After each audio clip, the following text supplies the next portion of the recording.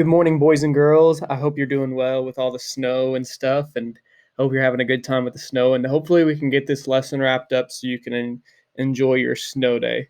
So, today in reading, we are going to learn about author's point of view and summarizing. And we've already talked about author's point of view. It's sort of what the author's opinion is, or they're expressing what they feel about a particular topic. And I don't know if we've talked as much about summarizing, but summarizing basically is taking the main parts of a text and you're breaking it down into the main idea and then the supporting details that make that up. So then, if you had to write something down for, let's say, a writing on the iLearn, or if you did a research paper, you would take the main idea and the supporting details, and that would be your summary of the story. Okay, so today we're going to be reading about Frederick Douglass. So we're going to practice looking for the point of view here on page 100 and 101. And in later days throughout the week, I might push it out to you. So I'm gonna try to get into my own head and talk about how I'm gonna look for point of view and summarize. And then in later days, I'm going to push it out to you and give you guys the work to work on. Okay, this is also going to be on a Screencastify, so a couple questions might pop up just to make sure you're staying engaged. So I'm going to read Growing Up with Slavery, or Frederick Douglass, Freedom's Voice. So growing up with slavery. When Frederick Douglass was growing up in Maryland, he could never have imagined that he would become a great civil rights leader. Born Frederick Bailey, he was enslaved, or living in slavery, until the age of 20. Frederick's life was difficult. He never knew his father and was separated from his mother at a young age. If he dared to defy his master in any way, he was punished. One of the few bright spots of his youth was being taught to read by a wife of a slaveholder. Perhaps it was love of words along with his courage that inspired Frederick to reach the kind of life he was entitled to have. A life-changing speech. In 1838, Frederick sought his freedom by escaping the North. In New York City, he married Anna Murray, and he and Anna moved to New Bedford, Massachusetts. In New Bedford, Frederick changed his last name to Douglass to protect himself against slave catchers. That was just the first of many changes. He also discovered a group of people, abolitionists, who shared the hope of ending slavery. He had read about the abolition movement in William Lloyd Garrison's newspaper, The Liberator. Frederick devoured every issue because his ideas inspired him so much. Soon he began speaking against slavery at the church meetings that he attended. So the first thing we're going to do is, I hope you can see my mouse here, is the author's point of view. So we're going to underline two details that tell about slavery. So what I'm thinking is, I'm thinking stuff that it talks about how slavery affected Frederick Douglass's life. Was it good for him? Did it seem like a bad thing for him? And so we're going to look through here, and I'm looking through here for anything that sort of mentions slavery. It says born Frederick Bailey, he was enslaved or in slavery until age of 20. That does mention slavery, but I want something that's a little bit more talking about how it would feel. So I'm going to pick, if he dared defy his master in any way, he was punished. So it doesn't necessarily have the word slavery in there, but it does sort of express, because when we talk about punishment, it's not really necessarily a good thing, because if a person, like, sometimes you do defy people and you don't do the right thing, and you are punished, and it doesn't really express the punishment that he received. But whenever somebody was punished for slavery, slave was punished by their master. It wasn't always the best. It might have been a whipping or a beating or something like that. So that's something that I think would be that it would tell about slavery. So if he defied his master in any way, could it be something as simple as not doing something right when the master asked him to do. So that's why I highlighted that one.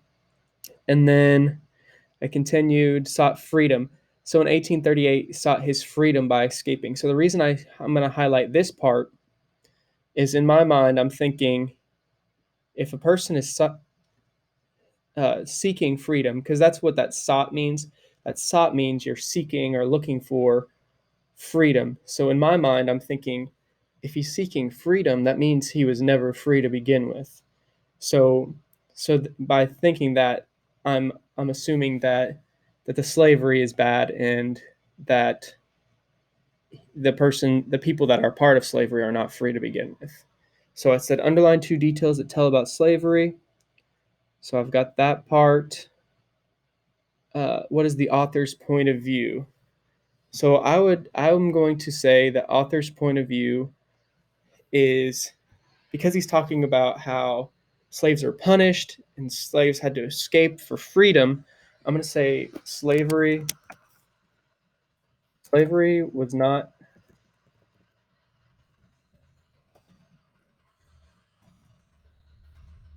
good experience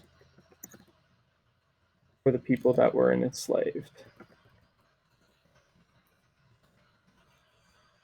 And these things you can write down on your line. I know there's not much space on your line, but that's something to sort of consider. And I might have on the ed puzzle that you guys do, I might have you guys fill in or try to fill in what you guys think on the ed puzzle. Okay, add. Okay, finally, summarize Douglas's life in the North. Okay, so a lot of it's going to be in these two paragraphs. So it even says it, paragraphs 2 and 3. So summarize Douglas' life in the North. So the first thing we're going to talk about is the fact that he escaped. He escaped to the North. So that's one good thing, or one thing that happened. So yeah, in 1838,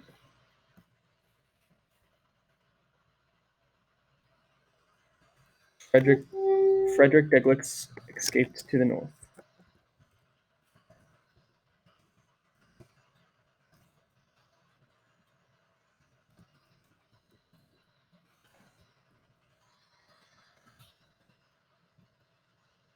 And then a little bit later, it says he changed his name.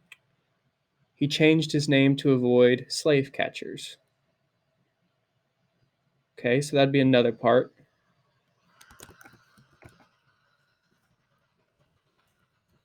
So that's sort of a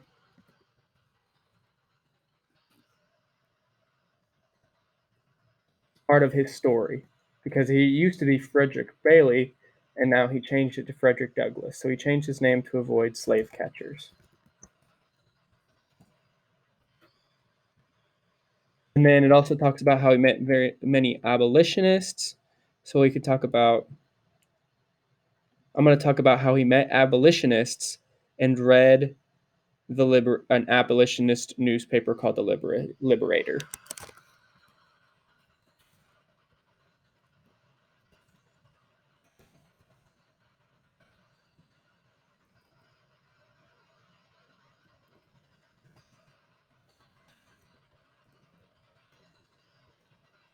The Liberator means to free people. So that they're writing about these abolitionists. They're the people that went up to abolish slavery, make sure it doesn't happen anymore. That's what I don't know if you guys are talking about the Civil War just yet in Mr. Ship's class, but that's what abolition means. Somebody that wants to abolish something. They want to abolish slavery. So that's something to make it a little bit make more sense. So we read the abolitionist newspaper, The Liberator. And if you notice, the Liberator is italicized because it is the name of a newspaper. So when we're talking about our underlining and stuff earlier, that's what that was. And I don't know if I'm going to be able to underline it here in this specific text box, but we would do that. We would underline it. So that sort of shows that we're italicizing it. And then the final sentences. So we've got when you're summarizing something, if you're summarizing something this big, usually the rule of thumb, you're going to have 3 to 4 sentences, and I'm going to do 4. So in 1938, he escaped to the North. He changed his name to escape slave catchers. He met abolitionists and read the newspaper Liberator. And finally, sort of the end of this section, it talks about how he began speaking against slavery. So sort of breaking each little section of his life down in the North. He escaped to the North. He changed his name so he could live successfully in the North. And then it talks about how he met up with people that sort of believed like him. He didn't want to experience slavery anymore, so he met up with them.